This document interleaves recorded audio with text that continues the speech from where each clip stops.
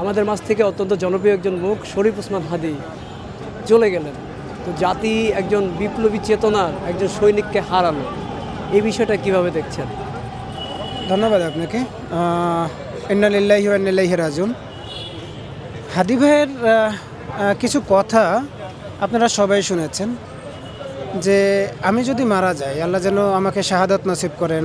আমি যদি মারা যাই, আমার খুনিদের বিচার করেন।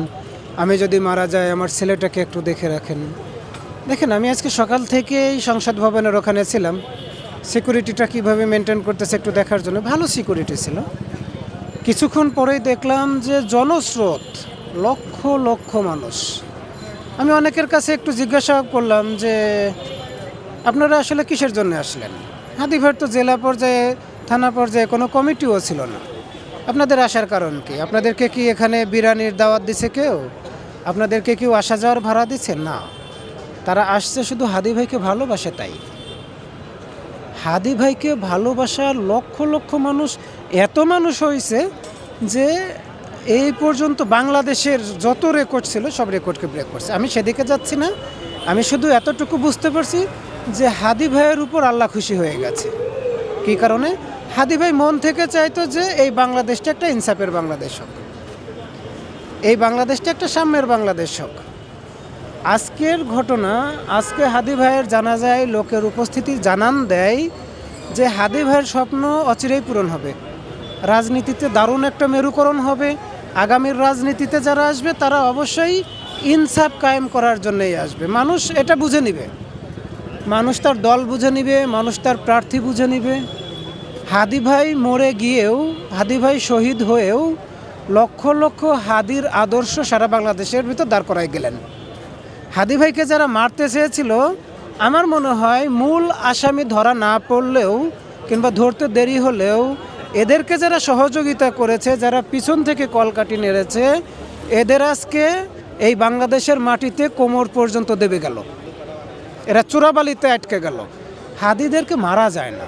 তাকে নিরাপত্তা দেওয়া হয়নি কেন? তিনি তো কিন্তু বারবার বলেছে মিডিয়ার সামনে যে আমি যদি মারা যাই তাহলে যেন আমার মৃত্যুর বিচার কার্যকর করা হয়, এবং পাশাপাশি অনেকবার কিন্তু ইঙ্গিত দিয়েছে তাকে হুমকি দেওয়া হচ্ছে নানানভাবে। তো আপনার একটা ভিডিও আমরা দেখলাম, ওনাকে যেদিন হামলা করা হয়েছে তার পূর্বে কিন্তু আপনি বলেছিলেন যে ওনাকে টার্গেট করার একটা আশঙ্কা রয়েছে। তো প্রশাসন এখন অনেক নিরাপত্তা দিচ্ছে, তখন কেন আমরা নিরাপত্তা দিতে পারিনি? আসলে প্রশাসন মনে করে কি, কয়েকজন মানুষকে সরিয়ে দিলে, ফ্যাসিস্টের দোসর মনে করে কয়েকজন মানুষকে সরিয়ে দিলে তারা মনে হয় এই বিপ্লবটাকে থামিয়ে দিতে পারবে। আপনি গোপালগঞ্জে দেখেন, এনসিপির নেতাদেরকে মারার জন্য পুলিশের কয়েকজন অফিসার সহযোগী ছিল। আমি আপনাদেরকে বারবার বলেছি, এরা চেয়েছিল যে হাদী ভাইকে সরিয়ে দিলে মনে হয় বিপ্লবীরা ভয় পেয়ে যাবে, বিপ্লবীরা মনে হয় আর ঘর থেকে বের হবে না। এই যে এদের ভুল ধারণাটা আজকে হয়তো ভেঙে গেল। আগামী দিনে আমরা যাদেরকে মনে করতাম যে বিপ্লবীদের একটা হিট লিস্ট আওয়ামী লীগ করে রেখেছে, এটা হিতে বিপরীত হয়ে যাবে। এখন বিপ্লবীরা আওয়ামী লীগের হিট লিস্ট করা শুরু করবে। এখন বিপ্লবীরা ফ্যাসিস্টের দোসরদের হিট লিস্ট করা শুরু করবে। আগামীর বাংলাদেশটা বিপ্লবীদের হবে। আমরা বিশ্বাস করেছিলাম, আমরা ডক্টর মোহাম্মদ ইউনূসকে বিশ্বাস করেছিলাম, ইন্টারিমেরকে বিশ্বাস করেছিলাম। কি করেছে আমাদের জন্য বলেন? দোষটা আমাদেরও কম না। আমরা অর্ধেক বিপ্লব করে ঘরে ফিরে গেছিলাম, যার কারণে আমাদের মৃত্যুটা নিশ্চিত হয়ে গেছে। আমরা বিপ্লব ছেড়ে দিয়ে কি করলাম? বিনয়ী হয়ে গেলাম, যার কারণে আমাদেরকে যারা অ্যাটাক করতে চায় তারা কিন্তু শক্তিশালী হয়ে গেছে। না, আমরা কালকে থেকে আর বিনয়ী হচ্ছি না, আমরা কালকে থেকে আর ঘরে ফিরে যাচ্ছি না। হাদী ভাইয়ের ইনসাফের বাংলাদেশ না গড়া পর্যন্ত এবং আমাদের মৃত্যু না হওয়া পর্যন্ত আমরা রাজপথ ছাড়তেছি না। যারা দায়িত্বে আছে, বিশেষ করে স্বরাষ্ট্র উপদেষ্টা একটা নির্লজ্জ মানুষ, আমাদের আইন উপদেষ্টা একজন নির্লজ্জ মানুষ, আমরা চাইবো ওনাদেরকে ওখান থেকে সরাই দিতে। হাদী ভাইয়ের যে বিচারটা, এটাকে যদি ত্বরান্বিত করতে হয়, আগামী নির্বাচনের আগে যদি আপনার নির্বাচনী গণহত্যা বন্ধ করতে হয়, এই দুইটা মানুষকে না সরালে হবে না। কারণ এরা হচ্ছে বাংলাদেশের নির্বাচনের জন্যে, সুষ্ঠু নির্বাচনের পথে একটা কাঁটা। এদেরকে সরাতে হবে, নাইলে আমাকে আপনাকে জীবন দিতে হবে। আরেকটা বিষয় হচ্ছে, আমরা দেখেছি যে ভারতের একজন সাবেক সেনা কর্মকর্তা বলেছে হাসনাত আবদুল্লাহকে টার্গেট করার বিষয়ে যে নেক্সট টার্গেট হাসনাত আবদুল্লাহ, এবং তাকে যেন গলায় গুলি করা হয় এমন কিন্তু সে একটা পোস্ট দিয়েছে। এটা সোশ্যাল মিডিয়াতে ভাইরাল হয়েছে। এখন নিরাপত্তা হুমকিতে কে কে রয়েছে বলে আপনার মনে হয়? দেখেন, আমি আসলে এই সব কথাগুলোকে একটু এড়াই চলি। হাদি ভাইয়ের কথায় বিশ্বাস করি, তো হাদি ভাইয়ের ভয়েসটা তোলার চেষ্টা করি। এরকম একজন আমাদের বাংলাদেশের একজন বলেই ফেললো, হাদি ভাই যখন গুলিবিদ্ধ হলো তখন সে বলল লাশের বদলে লাশ চাই। আমাদের মাহফুজ ভাই, হাদি ভাই যখন মারা গেল সেটাকে নিয়ে তার কোনো মাথা ব্যথা নাই। ডেইলি স্টার, প্রথম আলো কেন পড়লো সেটা নিয়ে তার খুব মাথা ব্যথা। দেখেছেন আপনারা? আমার সেভেন সিস্টার্স দখল করার ক্ষমতা আছে বলেন তো? আমি কেন বলতে যাব? সেভেন সিস্টার্স দখল করবে চায় না, আমরা সহযোগিতা করব। সেভেন সিস্টার দখল করবে, আপনার কাশ্মীর দখল করবে পাকিস্তান, আমরা তাদেরকে সহযোগিতা করব। আমরা চাচ্ছি শক্ত একটা পররাষ্ট্রনীতি। পাকিস্তানের সাথে আমাদের পররাষ্ট্রনীতিটা সঠিক হয়ে যাক, তাদের অ্যাটমিক বোমা যেন আমাদের অ্যাটমিক বোমা হয়ে যায়। আমাদের চায়নার সাথে একটা চুক্তি হয়ে যাক, তাদের অর্থনীতি যেন আমাদের অর্থনীতি হয়ে যাক। আমাদের তুর্কির সাথে, তুরস্কের সাথে একটা চুক্তি হয়ে যাক, যেন তাদের ড্রোন শিল্প আমাদের বাংলাদেশে চলে আসে। এরপরে সীমান্তে পাকিস্তান মারবে, চীন মারবে, আমরা এখানে বসে হাদি ভাইয়ের মতো বাতাসে আর মুড়ি দিয়ে সেলিব্রেশন করব। এখন আপনি এমন কথা বলেন না যেটা নির্বাচনের আগে উত্তেজনা তৈরি করে।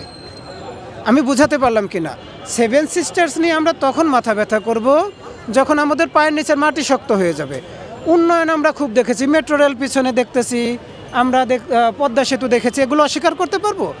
এই যে অর্থনৈতিক অবকাঠামো, এগুলো ভারত জানতো যে এরা 50 বছর ধরে অর্থনৈতিকভাবে দাঁড়াবে, আমি 50 মিনিটে ধ্বংস করে দিতে পারবো। সারা ঢাকা শহর ধ্বংস করে দিতে কয়টা মিসাইল লাগবে বলেন? ওরা শুধু চাইতো যেন বাংলাদেশ প্রতিরক্ষা খাতে কখনো শক্তিশালী হয়ে দাঁড়াতে না পারে। এখন ডক্টর মোহাম্মদ ইউনূস 30 লক্ষ হাজার কোটি টাকার দেনা রেখেও 27টা যুদ্ধ বিমান কেনার যখন প্রস্তুতি নেয়, 2টা সাবমেরিনের, পারমাণবিক সাবমেরিনের কথা বলে, বাংলাদেশে যখন ড্রোন শিল্পের হয় তখন তাদের মাথা খারাপ হয়ে যায়। হাসনাত আবদুল্লাহর কথায় তাদের মাথা খারাপ হয় নাই, তাদের মাথা খারাপ হয়েছে ডক্টর মোহাম্মদ ইউনূসের কার্যক্রমে। কারণ তারা জানে বাংলাদেশ যখন প্রতিরক্ষা খাতে শক্তিশালী হয়ে যাবে এরা আর কাউকে মানবে না। আমরা তো জন্মসূত্রে বীরের জাতি। আমি কোনো 1-2জন বিপ্লবীকে মানে তাদেরকে নিরাপত্তা দেওয়ার জন্য আমি আসলে পক্ষপাতী না।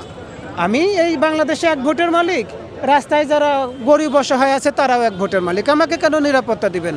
আমি রাস্তায় এসে দাঁড়িয়ে আছি মরার জন্যে, আমাকে কেন আপনার নিরাপত্তা দিতে হবে বলেন তো? কোনো দরকার নাই, আমার জন্য দরকার নাই। আমার জীবনের হুমকি আছে না?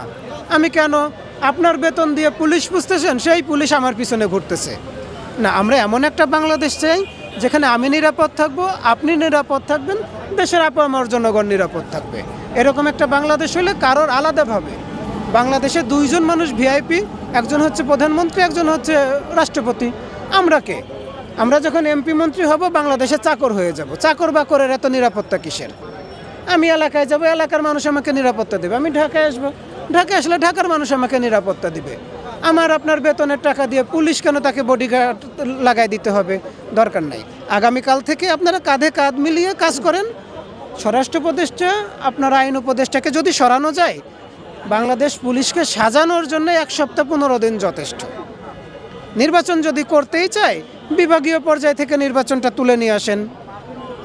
আমার কথা বোঝা যাচ্ছে যে না আমি এত ফোর্স দিতে পারতেছি না, ফোর্স কম, যেহেতু আওয়ামী লীগের নির্বাচন বালচাল করার ষড়যন্ত্র আছে, আমরা বিভাগীয় পর্যায় থেকে নির্বাচনটা তুলে নিয়ে আসি, তাহলে আমাদের জন্য সুবিধা হয়ে গেল। জানমালের তেমন কোনো ক্ষতি হলো না, সবভাবেই করা যায়।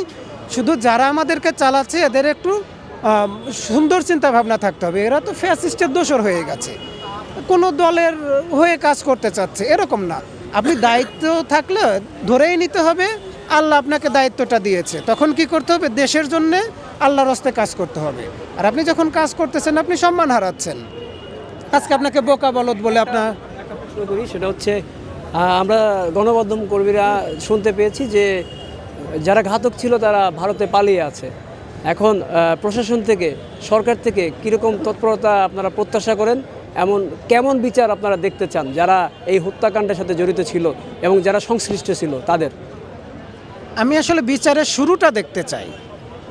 আমাদের ভারতীয় আধিপত্যবাদের বিরুদ্ধের প্রথম শহীদ আবরার ফাহাদ ভাই, এটা তো আমাদের স্বীকার করতে হবে। আবরার ফাহাদ ভাইয়ের খুনিদের ফাঁসির রায় হয়ে আছে, কোনো এক অদৃশ্য কারণে আবরার ফাহাদ ভাইয়ের খুনিদের ফাঁসি হচ্ছে না। ঠিক আছে, আপনি 15 দিনের ভিতর আবরার ফাহাদ ভাইয়ের খুনিদের ফাঁসি দিয়ে দেন, ওসি প্রদীপের ফাঁসি দিয়ে দেন। সরকার যে পারে সেটা আমরা একটু দেখি। আর আপনারা ভারতের সাথে কূটনৈতিক সম্পর্কটা চালিয়ে যান, লেনদেন দরবার চালিয়ে যান, যেন শেখ হাসিনাও তো ফাঁসির আদেশের আসামি। হাদি ভাইয়ের ঘাতকও তো কোনো না কোনোভাবে আমরা শুনেছি যে দেশ ছেড়ে চলে গেছে। সরকার যদি সদিচ্ছা দেখাতেই চায়, আগে আবরার ফাহাদ ভাইয়ের খুনিদের ফাঁসি দিক। এরপরে যদি ভারত আমাদের কথা না শোনে, তারা যদি এই সব দোষীদেরকে ফেরত দিতে না চায়, ভারতের সাথে আসলে আমাদের কোনো সম্পর্কের দরকারই নাই। অর্থনীতি, পররাষ্ট্রনীতি, স্বরাষ্ট্রনীতির কোনো নীতিতেই আমাদের আসলে ভারতকে দরকার নাই। আমরা পেঁয়াজ একটু বেশি দামে কিনে খাচ্ছি।